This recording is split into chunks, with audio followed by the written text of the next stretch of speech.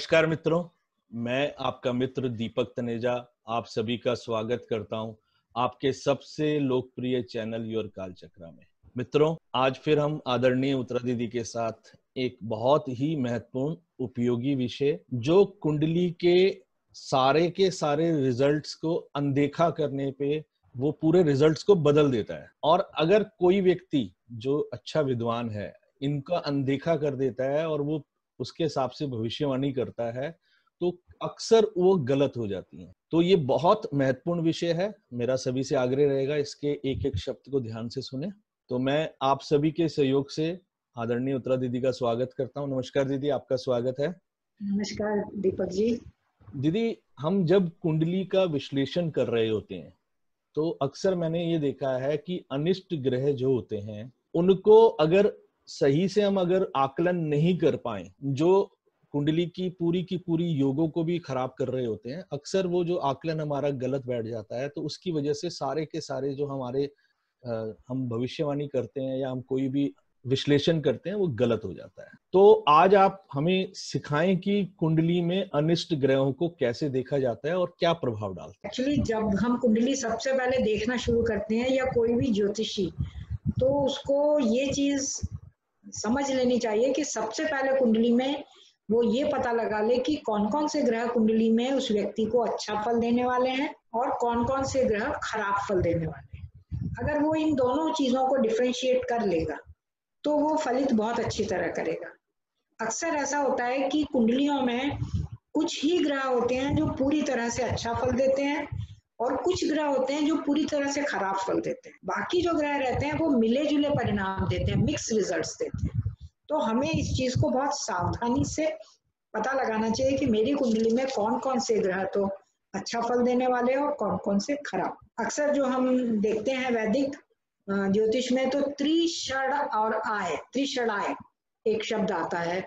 इसमें तीसरा भाव, छठा भाव और 11वां भाव, इन भावों को खराब माना जाता था। अभी भी कहा तो जाता है, लेकिन प्रैक्टिकल में अगर हम आजकल देखें वर्तमान में तो तीसरा भाव हमारे लिए मेहनत का होता है, सहायता का होता है।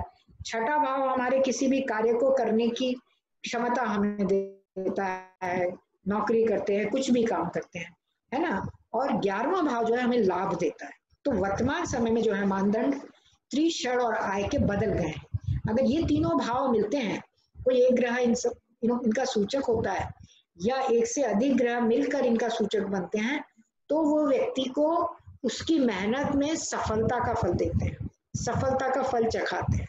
क्योंकि 6 और 11 भाव जब मिलते हैं ना तो आपको सफलता देते हैं, चाहे वो कंपटीशन में सफलता हो, चाहे वो उच्च शिक्षा लेकर 90 भाव में सफलता हो, या नौकरी में इंटरव्यू जब में जा रहा है तो 10th भाव से जुड़कर नौकरी में सफलता देता है। तो इस तरह से कौन सा भाव किस भाव के साथ कनेक्ट हो रहा है, कोई भी ग्रह जो एक ग्रह है, तो यदि वो भावों से कनेक्ट होकर हमें अच्छे फल देता है तो हमारे लिए अच्छा है, और अगर खराब फल देता है तो वो हमारे लिए खराब है।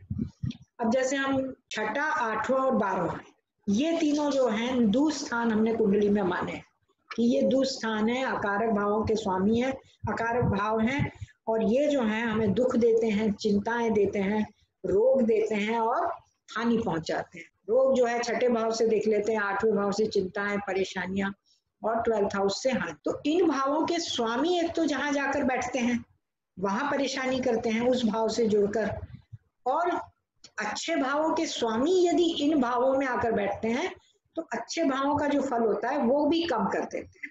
ये तो एक प्रक्रिया हो गई। लेकिन क्या एक और चीज होती है कि इसी बात से हम ये नहीं सोच सकते कि हमें फल अच्छे नहीं मिलेंगे या खराब मिलेंगे, क्योंकि हमें ये देखना चाहिए कि जो जुड़ा हुआ भाव है वो क्या है, वो कौन सा भाव है। जैसे छठे भाव का स्वामी यदि लग्न से जुड़ता है तो हमें बीमारी देगा, लेकिन वही भाव अगर 11वें भाव से जुड़ता है तो मुझे लाभ देता है, धन भाव से जुड़ता है तो धन भाव धन देता है। तो हमें ये देखना चाहिए कुंडली में हर ग्रह के अनुसार देखकर। जैसे हम एक एग्जाम्पल ही ले लें, मान लीजिए हम मेष लग्न की कल्पना करते हैं, मेष लग्न, हम अभी ये नहीं देख रहे कि कौन सा ग्रह कहाँ बैठा है ना, हम सिर्फ यही देख सकते हैं कि मेष लग्न में मंगल, और मंगल जो है लग्नेश है और अष्टमेश है। तो हम मंगल को पूर्णतया अच्छा ग्रह नहीं मान सकते, क्योंकि वो लग्न से जुड़ा हुआ है और अष्टम से भी जुड़ा हुआ है। इसी प्रकार हम तुला लग्न लेते हैं तो उसमें भी शुक्र जो है वो लग्नेश भी और अष्टमेश, तो मतलब कि वो स्वास्थ्य के रिजल्ट भी देगा, लेकिन अक्यूट अचानक से प्रॉब्लम भी दे सकता है या चिंताएं परेशानियां भी दे सकता है। अब मेष लग्न का कोई व्यक्ति है, उसका मंगल जो है वो 10th हाउस में बैठा है, लग्न मेष लग्न का उच्च का मंगल बैठा हुआ है, तो हम ये तो कह सकते हैं कि उसका कर्म क्षेत्र बहुत अच्छा रहेगा, वो पावरफुल हो सकता है, बहुत अच्छा करेगा, लेकिन हम उसके स्वास्थ्य के प्रति निश्चिंत नहीं हो सकते, क्योंकि 10th हाउस से वो लग्न को भी देख रहा है।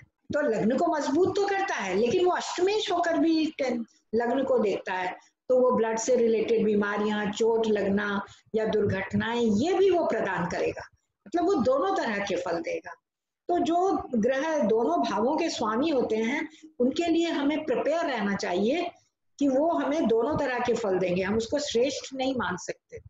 जैसे वृश्चिक लग्नी है मान लीजिए, उसमें लग्नेश और षष्ठेश मंगल ही है, अब यहाँ वो षष्ठेश है मंगल, तो हमें विभिन्न तरह की हल्की फुल्की बीमारियां वो देता रहेगा बीच बीच में, लेकिन हम ठीक भी होते रहेंगे, गंभीर किस्म की बीमारी नहीं देगा।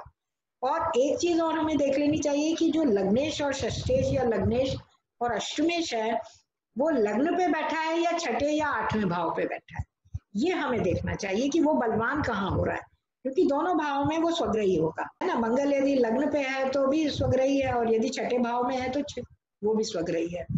तो लग्न पे अगर मंगल स्वग्रही होकर बैठा है तो स्वास्थ्य की अधिकता देगा और रोगों की कमी देगा, कि उसका स्वास्थ्य अच्छा रहेगा, छुटपुट बीमारियां भी होती रहेंगी। लेकिन अगर मान लो मेष लग्न है उसकी व्यक्ति की और उसका अष्टमेश सीधा लग्न पे आ गया है, तो वो उसको खतरे ज्यादा देगा, दुर्घटनाएं देगा, ब्लड से संबंधित परेशानियां, और विशेष रूप से कब, मंगल की महादशा या अंतरदशा। एक चीज हमें हमेशा ध्यान रखनी चाहिए कि कोई भी ग्रह अपनी दशा या अंतरदशा में ही अपना फल देता है, और इस विशेष रूप से जब चंद्रमा उसके नक्षत्र में चल रहा हो या उस दिन वार हो उस ग्रह विशेष का, ये चीज हम अगर पकड़ लेंगे तो हम सही तरीके से फलित कर सकते हैं। जैसे अब हम अष्टम भाव का ही लेते हैं, छठे भाव का स्वामी यदि लग्न पे गया तो रोग, 11वें भाव में गया तो हमें लाभ देगा, कंपटीशन में भी देगा, हर तरह से गेन। अगर छठे भाव का स्वामी या छठे भाव से 12वें भाव का कनेक्शन हो गया, चाहे वो एक ग्रह मिलके मिले या दोनों, तो वो मतभेद बढ़ाएंगे, मुकदमेबाजी भी हो सकती है, लड़ाई झगड़े भी हो सकते हैं, अगर मंगल है तो मारपीट भी हो सकती है, पति पत्नी में लड़ाई झगड़ा हो सकता है, क्योंकि छठा और 12वां, और विशेष रूप से उनकी दशा अंतरदशा में तो खास तौर से। और अगर मंगल ही है तो समझ लीजिए कि मंगलवार के दिन तो घर में रामायण हो जाएगी। और यदि अष्टम भाव का स्वामी यदि है, वो यदि एकादश भाव में जाता है तो हमें क्या देता है, अष्टम भाव का स्वामी हमें बिना मेहनत का पैसा देता, बिना कमाया हुआ, बिना लाभ का। ऐसी स्थिति जो है वृश्चिक लग्न में भी बनती है और वृषभ लग्न में भी बनती है, जहाँ अष्टमेश और लाभेश एक ही ग्रह होता है। वृश्चिक लग्न वालों के लिए बुध होता है और वृषभ लग्न वालों के लिए गुरु होता है, अष्टमेश ही लाभेश होता है। तो यदि ये ग्रह आपका लाभ भाव में ही बैठा हुआ है पर्टिकुलरली, या तो गुरु बैठा है या बुध बैठा है, तो ये आपको बिना मेहनत का पैसा तो देगा, वो तो ठीक है, लेकिन साथ ही साथ आपको चिंता भी देगा। हालांकि वो लग्न से अगर नहीं जुड़ा हुआ, लग्नेश को अगर देखता है तो आपको स्वास्थ्य संबंधी परेशानियां देगा, अन्यथा आपको चिंता परेशानी थोड़ी बहुत देगा, लेकिन बिना मेहनत का पैसा, पीएफ का पैसा, बोनस का, ग्रेचुटी का, ये सब तरह की लाभ या जो प्रॉपर्टी से रिलेटेड बिना कमाया हुआ, बिना मेहनत का पैसा दिलवा देता है, तो हमें उससे डरना नहीं चाहिए। लेकिन अगर यही अष्टम भाव का स्वामी द्वादश भाव में चला जाता है या द्वादश भाव के स्वामी से कनेक्ट होता है, संबंध बनाता है, तो आप पक्का मानिए कि जो भी आपका के पास संचित जमा पूंजी है वो आपके हाथ से निकल जाएगी, आपको देनी पड़ेगी, चाहे आप खुशी से दें, चाहे वो दुखी होके दें। तो कौन सा भाव जो है किस भाव से जुड़ रहा है, और उसको जोड़ने वाला जो ग्रह होता है वो हमें असली फल एक तरह से देता है। तो ये चीज को हमें अवश्य ही ध्यान से देखकर कोई भी निर्णय लेना चाहिए। अब जैसे 12वां भाव पे हम आ जाते हैं, ये हमारे तीनों भाव खराब हैं इसलिए हम इनको ले रहे हैं। 12वें भाव से हम देख लेते हैं कि 12वां भाव और लग्न भाव यदि कनेक्ट होते हैं तो एक तो व्यक्ति खर्चीला होता है, सबसे पहला तो खर्चीला। लग्नेश यदि द्वादश भाव में जाता है या द्वादश भाव का स्वामी लग्न पे आता है, उनका कनेक्शन बनता है, तो व्यक्ति खर्चा ज्यादा करता है। उसके पास पैसा हो नहीं हो, उसको खर्चा करने की लगेगा। दूसरा ऐसा होता है कि व्यय भाव का स्वामी कोई ना कोई ऐसी परेशानी भी देता है, शारीरिक कमी या शारीरिक दोष भी दे सकता है जो आपकी जन्मजात हो सकता है, वो भी परेशानी को देता है। और एक विदेश, घर से दूर जाने की उसकी इच्छा रहती है, वो हमेशा बचपन में यही कहेगा मेरे को तो फॉरेन जाना है, फॉरेन जाना है। और अगर उसकी वो दशा टाइम पे आ भी गई तो वो व्यक्ति शर्तिया चला जाता। और खर्चीला, खर्चे के मामले में कुछ ग्रह ऐसे होते हैं जो आपसे बहुत अधिक खर्चा करवा। शनि जैसा ग्रह जो थोड़ा सा कंजूसी देता है, वो थोड़ा अवश्य कम खर्चा करवाएगा। नहीं तो गुरु यदि 12th हाउस में चला गया तो आप समझ लीजिए कि व्यक्ति इतना दानी परोपकारी बन जाता है कि वो तो अपना दिल खोल के, कई तो राजे महाराजे ऐसे थे पुराने जमाने में जिनके गुरु 12वें होता था, उधार ले लेके वो करते रहते थे, दान दक्षिणा देना दिखावे के लिए, शो ऑफ। और यदि शुक्र होता है पंचम भाव में, सॉरी द्वादश भाव में, तो शुक्र भी जो है हमें एक तरह से जो चीज हमें पसंद आ गई उसके ऊपर खर्चा करना। पंचम भाव का स्वामी होकर यदि शुक्र द्वादश भाव में है तो एक तो स्वग्रही भी हो सकता है। पंचम भाव देखिए आप मिथुन लग्न यदि लेते हैं तो मिथुन लग्न वालों के लिए पंचमेश और व्ययेश शुक्र है। अब यदि शुक्र पंचम में बैठे चाहे व्यय में बैठे, दोनों भाव में बैठ सकता है, तो दो तरह के रिजल्ट देता है वो। या तो पंचम भाव आपके हॉबीज का, आपके शौक का, आपके स्पोर्ट्स का, आपके म्यूजिक, डांस, ड्रामा, सट्टा, शेयर मार्केट, इन सब का कारक है। तो या तो व्यक्ति इन सब में पैसा खर्च करे, और खर्च करेगा उसको फायदा नहीं होगा उससे, क्योंकि 12th हाउस जुड़ रहा है, नुकसान ही उसको होगा, मतलब वो पैसा लगाता रहेगा। और यदि वो 12th हाउस में जाता है तो वो ऐसा करेगा कि जो चीज उसको पसंद होगी उसको वो तुरंत पैसे खर्च करके उसको खरीद लेगा या ले लेगा। जो शॉपिंग करने का शौक जो होता है ना, खर्चा करने का, वो यहाँ पे प्रॉब्लम आती है उसकी। तो इस तरह से हम इसी प्रकार धनु लग्न में यदि हम देखते हैं तो धनु लग्न में जो है वो आ जाता है मंगल पंचमेश और अष्टमेश, तो वो भी इसी प्रकार की रैश शॉपिंग करवाता है। लेकिन अगर यही ग्रह, हम इसीलिए 11th हाउस को जो है ना मनोकामना पूर्ति का भाव इसीलिए मानते हैं कि जो हमारी मन की इच्छाएं हैं उनको पूरा करने में 11वां भाव सहायक होता है। तो कोई भी भाव का स्वामी या कोई भी ग्रह किसी भी भाव से जुड़कर यदि 11th हाउस से जुड़ता है तो उसको फायदा करवाता है। जैसे तीसरे भाव से ही का सिग्निफिकेटर होकर 11th हाउस में गया या 11वें भाव से कनेक्ट हो गया, नक्षत्र से भी हो सकता है। हम यहाँ नक्षत्रों की चर्चा नहीं कर रहे, हालांकि करनी चाहिए थी। तो नक्षत्र से भी वो जुड़ जाता है तो व्यक्ति अपनी मेहनत से बहुत लाभ कमाता है तीसरे भाव से। यदि चौथे भाव से जुड़ता है लाभ भाव का स्वामी तो उसको मदद से पैसा मिल सकता है, जमीन जायदाद से मिल सकता है, शिक्षा से मिल सकता है, पढ़ने पढ़ाने से मिल सकता है, इस तरह से। पंचम भाव का स्वामी अभी अपन ने देखा एकादश भाव से जुड़ता है, द्वादश भाव से जुड़ता है तो खर्चे करवाता है। लेकिन अगर एकादश भाव से जुड़ गया तो व्यक्ति शेयर मार्केट से फायदा उठा सकता है, जुए सट्टे से, हॉर्स रेसिंग से, क्रिकेट मतलब गेम से उठा सकता है, या डांस ड्रामा नृत्य संगीत, इन सब से उसको लाभ होता है। और छठा भाव तो हम देख ही चुके हैं कि किस प्रकार लाभ होता है। छठा भाव तो सफलता ही देता है, चुनाव में भी सफलता दे देता है अगर छठा और 11वां भाव जुड़ जाता है तो।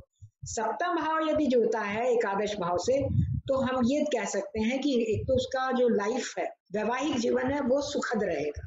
और दूसरा ये है कि अगर वो बिजनेस करता है या कुछ भी अपना काम करना चाहता है, क्योंकि सप्तम भाव बिजनेस अपने काम का कारक है और छठा भाव नौकरी का कारक है। तो सप्तम भाव से यदि वो जुड़ता है तो इसका मतलब यदि वो अपना कुछ भी काम करेगा तो उसको उसमें लाभ होगा। यही सप्तम भाव का स्वामी किसी तरह से 12th हाउस से जुड़ जाता है तो आप क्या कहेंगे, एक तो आपका लाइफ पार्टनर बीमार रहेगा सीधा सीधा है ना, क्योंकि छठा भाव हो गया उसका। और दूसरा कि आप काम करोगे, कुछ भी करोगे तो आपका खर्चा तो हो जाएगा लेकिन आपको लाभ नहीं मिलेगा। इस तरह से अष्टम भाव को हम देख ही चुके कि वो अकारक होते हुए भी किस प्रकार लाभ हमें दे सकता। अब हम नवम भाव को ले लेते हैं।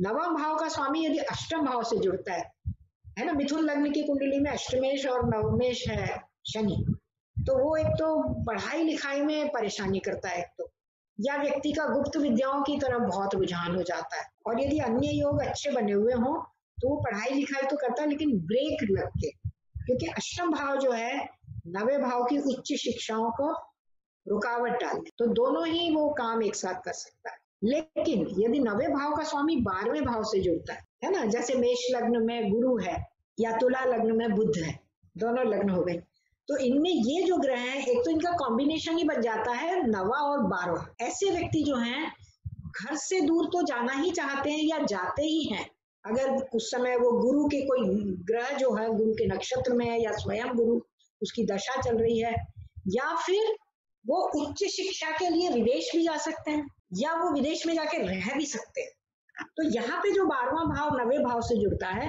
तो वो खराब ही नहीं करता कुछ भी, उसको अच्छे रिजल्ट दे रहा है, उसका विदेश निवास बता रहा है। तो इस तरह से कौन सा भाव और किस भाव से जुड़कर कौन सा ग्रह उससे कनेक्ट है, वो ग्रह हमें किस प्रकार के फल देगा, ये हमारा देखना चाहिए। अब 9वां और 12वां भाव सिंपल जुड़ता है तो व्यक्ति एजुकेशन के लिए बाहर जाएगा, हायर एजुकेशन के लिए, पढ़ने के लिए।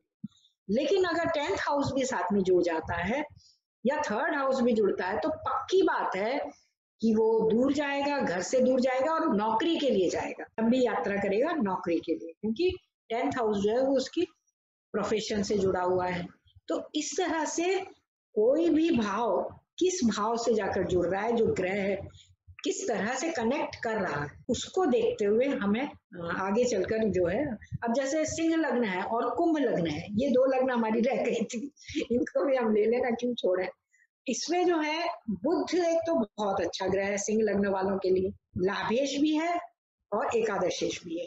अब यदि इसकी स्थिति कुंडली में बहुत अच्छी है, नक्षत्र भी उसने अच्छा ले रखा है, तो आप यकीन मानिए बुध की दशा में बहुत अच्छे परिणाम देगा। लेकिन यही बुध यदि गुरु के नक्षत्र में हो गया, गुरु जो है सिंह लग्न वालों के लिए पंचमेश और अष्टमेश है, मतलब ये दोनों भाव जो है व्यक्ति विशेष के लिए बहुत अच्छे नहीं माने गए, कॉम्बिनेशन इनका, क्योंकि पंचम भाव और अष्टम भाव अगर अपन सप्तम भाव से देखते हैं उल्टा करके कि सामने वाले को क्या करता है, तो वो उनके लिए धनेश और लाभेश है ना। तो जो मेहनत करेंगे, बुध आपका है, आप धन कमाने के लिए आप खुद मेहनत करेंगे, बुध के नक्षत्र में ग्रह है तो वो सामने वाले को फायदा करेगा और आपको कम फायदा होगा, ये पक्की बात है। मतलब कि आपको भी फायदा होगा और सामने वाले को भी आपसे बैठे बिठाए ही हो जाएगा, तो आपको चिंता भी होगी क्योंकि आपका तो अष्टम भाव ऑपरेट हो रहा है, आपको दुखी भी हो रहा है कि कमा तो मैं रहा हूँ, मेहनत तो मैं कर रहा हूँ, फायदा सामने वाला ले जा रहा है। इसी प्रकार कुंभ लग्न वाले जो होते हैं उनके लिए गुरु लाभेश है, धनेश है, लेकिन बुध उनके लिए ठीक नहीं है। अब अगर वो बुध बिजनेस करना चाहते हैं, बुध प्रधान लोग कुंभ लग्न वाले, अब बुध उनके लग्न पे है साहब, सप्तम भाव में बैठा हुआ है, क्या करें वो, उनके मन में बार बार आएगा कि मैं तो बिजनेस करूंगा बिजनेस, लेकिन बुध उनके लिए अच्छा नहीं है, तो वो बार बार व्यक्ति व्यापार में जाता है और बार बार नुकसान खा के वापस आता है। कई बार ऐसा होता है, अगर उसने नक्षत्र भी ठीक ठाक नहीं ले लिया, शनि का ले लिया मान लीजिए, तो शनि 12वें भाव का भी स्वामी है, लग्न का, कोई रिजल्ट नहीं देता। तो हमें कुंडली में सबसे पहले यही चीज देखनी चाहिए कि ग्रह मेरा किन किन भावों का सूचक है, तो कहाँ बैठा है, किस भाव का स्वामी है, ये 2 चीज तो हम पकड़ लेते हैं वैदिक से भी। यदि हम और थोड़ा सा बारीकी से जाना चाहते हैं तो हम ये देख लें कि वो ग्रह किस नक्षत्र में, ये थोड़ा सा आप देख लीजिए। नक्षत्र देखते ही आपके सामने सारे पर्दे हट जाएंगे। मैं बहुत सिंपल वे में बता रही हूँ ये, ताकि लोगों को समझ में आए, क्योंकि नक्षत्र जो है हम सबसे पहले ये देखेंगे कि नक्षत्र का स्वामी कहाँ बैठा है, तो ये जो ग्रह है वो सबसे पहले उस भाव के फल दे देगा जहां पर नक्षत्र स्वामी बैठा है, और दूसरी बार नक्षत्र स्वामी किन किन भावों का स्वामी है ये भी हम देख लेंगे। भाई जब नक्षत्र स्वामी पता लग गया तो उसके भाव भी पता लग जाएंगे, तो आपके सामने 5 भाव खुल जाएंगे कि कोई भी ग्रह इन इन भावों से जुड़े हुए फल मुझे दे रहा है अपनी दशा में या अंतरदशा। ये समझ में आते ही आपको लग जाएगा कि ये ग्रह मेरे लिए अच्छा है या खराब। अगर वो हमारे अकारक ही भावों से जुड़ रहा है, 8वें और 12वें से एक साथ जुड़ रहा है, तो आप मान लीजिए कि वो आपके लिए अच्छा नहीं। 6ठे और 12वें से जुड़ रहा है तो मान लीजिए अच्छा नहीं है। 5वें और 12वें से भी जुड़ रहा है तो भी अच्छा नहीं है आपके लिए। आपके तो फायदेमंद तब है जब वो 6ठे 11वें से जुड़े, दूसरे 11वें से जुड़े। तो इन सब से इस तरह से हम देखकर हम पता लगा सकते हैं कि हमारे कुंडली में कौन से ग्रह अच्छे हैं जो हमें अच्छा फल देंगे और कौन से ग्रह खराब हैं जो हमें अच्छा फल नहीं देंगे। और ये सारे ग्रह हमें अपनी दशाओं में और अंतर दशाओं में देते हैं। अन्यथा वो एक तरह से हम कह सकते हैं स्लीपिंग मोड में रहते हैं, हर वक्त हमें परेशान नहीं करते, वो सिर्फ सुप्तावस्था में रहते हैं। जब उनकी दशा आती है, उनकी अंतरदशा आती है, या जिस दिन उनका नक्षत्र होता है या जिस दिन उनका वार होता है, उस दिन वो जागृत होकर हमें फल प्रदान। मेरे ख्याल से और भी कुछ अगर आप पूछना चाहें तो आप पूछ सकते हैं, मैं बता दूंगी आप।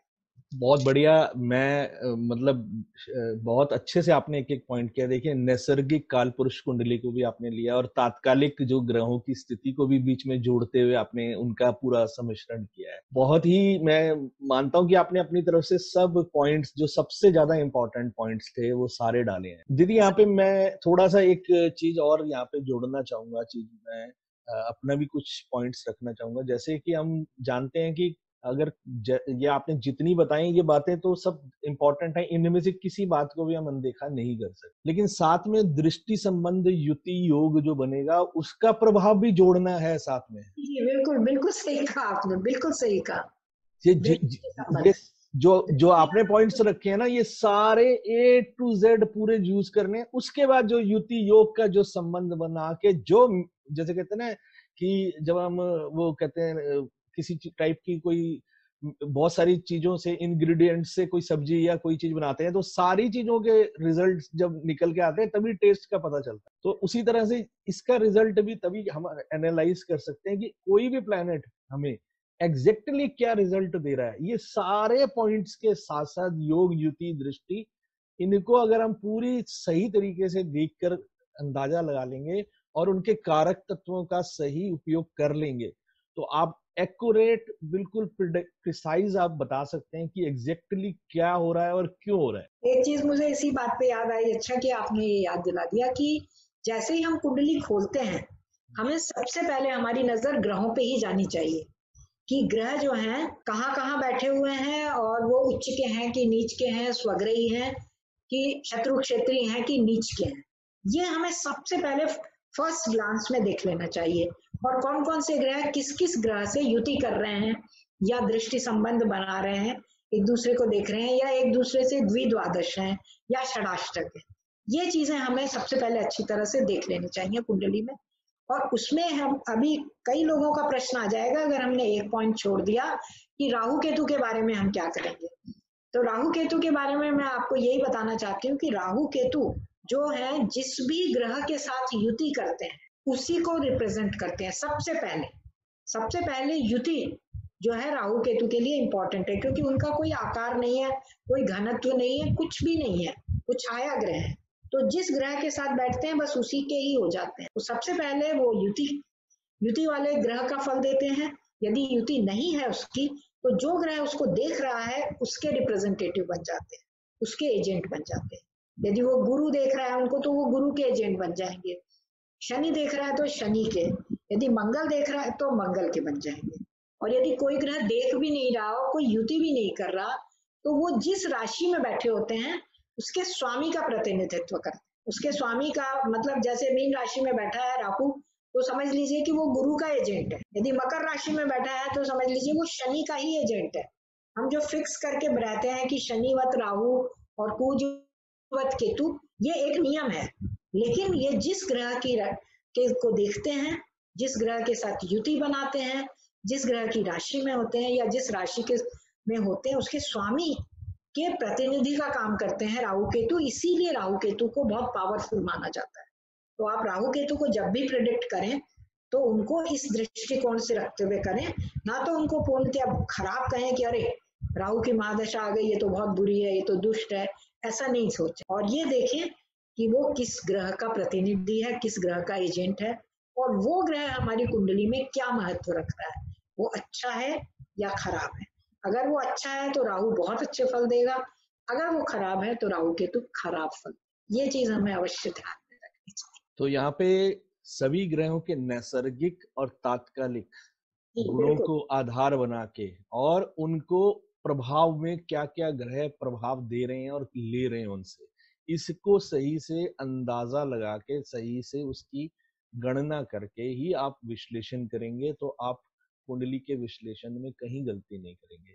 जी एक बिल्कुल। बहुत ही अच्छे उपयोगी विषय के लिए, बहुत अच्छे से उसको समझाने के लिए मैं फिर पुनः आदरणीय उत्तरा दीदी का आभार व्यक्त करता हूँ, जो सिर्फ और सिर्फ ज्योतिष के ज्ञान को फैलाने के कार्य को बहुत ही अच्छे से कर रही हैं। उसको नमन करते हुए धन्यवाद कर। चलिए, सभी का धन्यवाद। नमस्कार। नमस्कार।